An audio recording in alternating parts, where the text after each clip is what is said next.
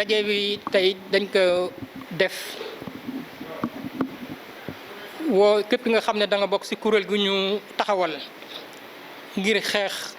mbas bu dëkkee ci biir département bi. loolu ñu def ko gën a sukkandiku ci li nga xam ne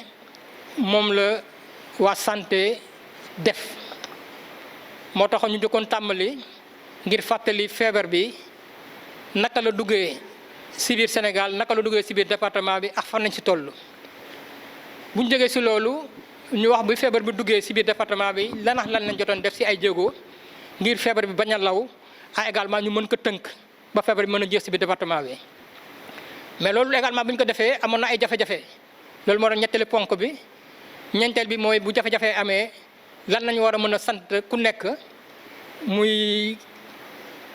maire yi di administration territoriale di santé di niveau régional wala également gone yi ku nekk ñu am lu ñu la sas pour que ñu gën a continuer xeex bi maanaam en terme de recommandation pour que maladie bi incha allah ñu mën ko tënk génne ko ci biir département bi. li ñu ci jot a jàpp mooy alhamdulilahi rabil alamin ñaar ñi nga xam ne jotoon nañ indi feebar bi kii ci Daaru Salaam keneen ki ci Taïba Niassène wér nañ ba dellu ci nañ ci seen njaboot. ñeneen ñi nga xam ne jotoon nañ leen wàll dañ nekkoon Daaru Salaam wér nañ ñibbisi nañ ñeneen ñi nga xam ne dañu jege woon trop ñi feebaroon Daaru Salaam ak Taïba Niassène xool nañ seen wér-gu-yaram def bu ñu defee prélèvement yi ba pare dara jotu leen. te ñi nga xam ne également dañ doon laam-laamee ndax feebar nañ wala feebaruñu bu ñu defee prélèvement yi dara nekkul seen yaram donc jàpp nañ ne feebar bi jeex na ci biir département Nioro waaye loolu warul tax ñu naagu yaakaar ne jeex na rek li fi nekkoon nekkaat fii ñu jaaxaan déedéet nañuy continuer di takku di farlu ñu xam ne feebar bi dafa làqu rek parce que am na ñoo xam ne moom la ñu wooyee les sujets asymptomatiques ñi yore jàngoro bi ci seen yaram. te amul lan lu koy wane ne feebar nañ seen yaram tàngul seen biir dawul saqatuñu defuñu dara te ñooñu ñu ngi ci biir askan bi kan moo ko ci am kenn xamul ndax préfet la kenn xamul ndax maire la kenn xamul docteur la kenn xamul kanax kan la. donc nañuy continuer di moytu moo tax may rafetlu bu baax li nga xam ne commerçant yi loolu lañ def maire yi jàppale leen ci de même que yenn kilifa diine yi mooy luuma yi bu ñu ko ibbee ñu xam ne luuma bërëbu dajekaayu doomu aadama la. ñoom ñu ne d'accord ñu pour dem fa d'accord ñu pour dem liggéey foofu d'accord ñu keneen jóge feneen ñëw di bokk ci lii te loolu ñu ngi koy rafetlu doon rafetlu également yenn kilifa diine yi nuñ ne d'accord nañ ci président nu mu ibbee bërëbu jaamukaay yàlla yi waaye ñoom bu doon seen sago te loolu lañ def ñuy continuer di tëj bërëbu jullikaay yooyu parce que xam nañ ne nit ku bëgg a julli ci jaamu yàlla dina jafe trop beneen doomu aadama di ko naa doo dugg parce que lim bi mat na. te loolu gis nañ lu jafe la moo tax ñuy rafetlu yenn kilifa diine yi nuñ ne bërëbu jullikaay yooyu nañ koy continuer di moytu pour mën a moytu feebar bi.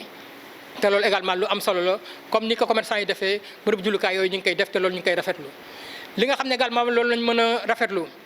mooy engagement xale yi pour jàppale également ibiti école bi parce que école bi nu mun a recommencer waat incha allah talaata bii ñëw gone yi jël engagement pour nettoyer ko setal ko. balaa service d'hygiène di ko pomper ñu gis ne xale yi takku nañ te ñu ngi koy liggéey pour que yooyu yëpp ñu mën ko defar ba saal yi mën a mat te lu ñu doon ñaan également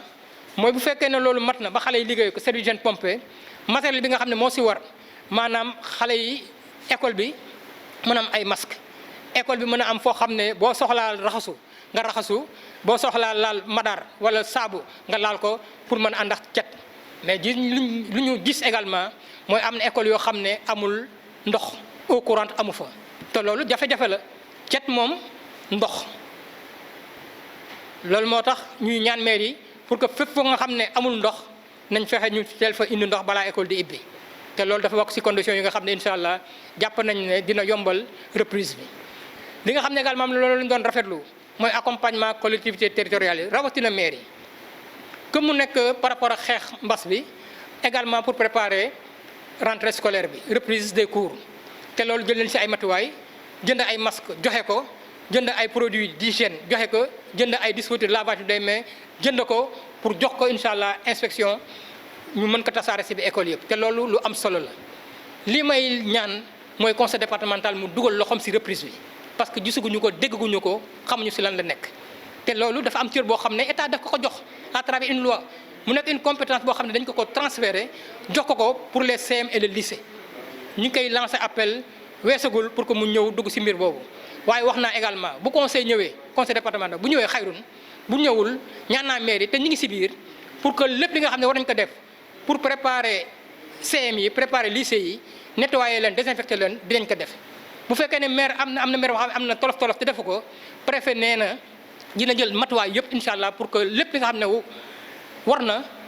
ñu def ko pour que incha allah ñu mën a nettoyer CM yooyu nettoyer lycée yi pomper leen pour que xale yi jàngalekat yi mën a dugg foofu si anam yu mucc ayib vraiment loolu lañ doon tënk may fàttali incha allah que réunion bu ñu def nii dina am également suba incha allah si arrondissement Paoskoto talaata incha allah dina am si arrondissement Médina Sabax jëmmi jamono weer bi ñëw incha allah si nañ fas yéene dem pour Wack Ngouna parce que boo gisee ñu def focus bi à Paoskoto parce que ñaari cas yëpp si arrondissement boobu la feeñee te également Médina Sabax dafa nekk frontière ak Gambie moo tax également ñu mettre l'accent sur ces 2 arrondissements incha allah weer bi ñëw ñu jàppaat Paoskoto toxtal ko incha allah Wack Ngouna